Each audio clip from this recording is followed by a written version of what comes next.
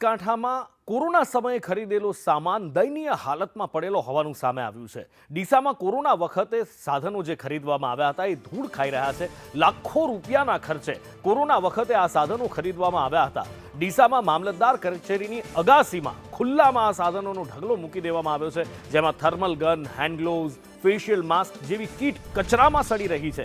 મોટા ભાગની કીટ સીલબંધ હાલતમાં છે, સાથે જ કમ્પ્યુટરના પ્રિન્ટર્સ, મોનિટર, સીપીયુ, કીબોર્ડ આ બધું જ કચરામાં ફેંકી દેવાયું છે। જનતા જે મહેનત મજૂરી કરીને પૈસા ભેગા કરે છે એ લોહી પરસેવાની કમાણીથી એ ટેક્સ ભરે છે અને એમાંથી આ સાધનોની ખરીદી કરવામાં આવે છે, પણ તંત્રને એની કોઈ જ કિંમત ના હોય એવું સ્પષ્ટ દેખાઈ રહ્યું છે।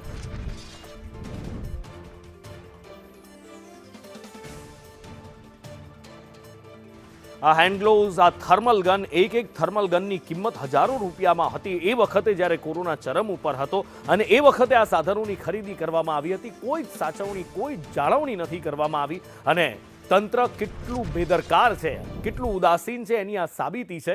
ધવલ વધુ માહિતી સાથે સહયોગી સંવાદદાતા ફોનલાઈન પર જોડાયા છે। ધવલ, લાખો રૂપિયાના ખર્ચે ખરીદેલો સામાન આ રીતે સડવા નાખી દેવામાં આવ્યો છે। આખરે શું તંત્રને કોઈ જ પડી નથી? આ મોંઘા કિંમતી સામાનની કોઈ જ કિંમત નથી?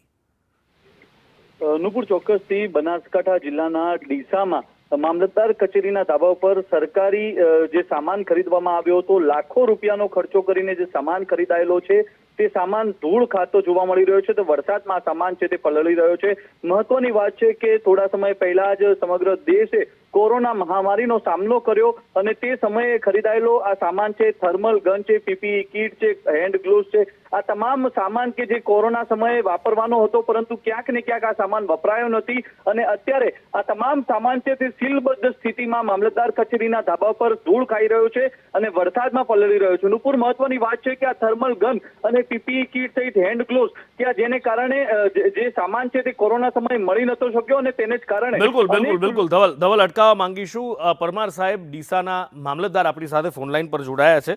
મામલતદાર સાહેબ, સ્વાગત છે આપનું। કઈ ખુલાસો આપવા માંગશો આટલી મોટી ગંભીર બેદરકારી બાબતે? સ્વાભાવિક છે, આ જ અપેક્ષા હતી કે પરમાર સાહેબ ફોન કાપી નાખશે, કારણ કે ખુલાસો આપે તો કયા મોઢે આપે, શું ખુલાસો આપે? કારણ કે પ્રજાના પૈસે ખરીદેલો આ સામાન છે અને એને આ રીતે સડવા મૂકી દીધો હોય તો સ્વાભાવિક છે કે મામલતદાર સાહેબ પાસે કોઈ જવાબ ના હોય। ધવલ મારી સાથે જોડાયેલા છે। ધવલ, જાણવાનો પ્રયત્ન કર્યો મામલતદાર પાસેથી, પણ મામલતદાર સાહેબે નફ્ફટાઈથી ફોન કાપી નાખ્યો। નુપુર, ચોક્કસથી સંદેશ ન્યૂઝ જ્યારે મામલતદાર કચેરીના ધાબા ઉપર પહોંચ્યું ને ત્યારે સમગ્ર જે રિયાલિટી સામે આવી, રિયાલિટી બાદ સંદેશ ન્યૂઝે મામલતદારની પ્રતિક્રિયા જાણવાનો પણ પ્રયાસ કર્યો હતો, પરંતુ ડીસાના શહેરી અને ગ્રામ્ય મામલતદાર છે તે કચેરીમાં હાજર નહોતા। જો કે ફિલ્ડમાં ગયા હોવાની વાત છે તે કચેરીના જે અન્ય કર્મીઓ છે તેમની પાસેથી જાણવા મળ્યું હતું, પરંતુ જે પ્રકારે મામલતદાર કચેરીના ધાબા ઉપર લાખો રૂપિયા લોકોના ટેક્સના રૂપિયે ખરીદાયેલો સામાન છે તે ખૂબ જ ગંભીર સ્થિતિમાં જોવા મળ્યો હતો। તમામ જે થર્મલ ગન છે તે થર્મલ ગન સીલબદ્ધ સ્થિતિમાં છે, એટલે કે આ થર્મલ ગનનો ઉપયોગ પણ નથી થયો અને પહેલેથી જ આ થર્મલ ગન છે તે ખુલ્લી સ્થિતિમાં છોડી દેવામાં આવી છે, ધૂળ ખાતી સ્થિતિમાં।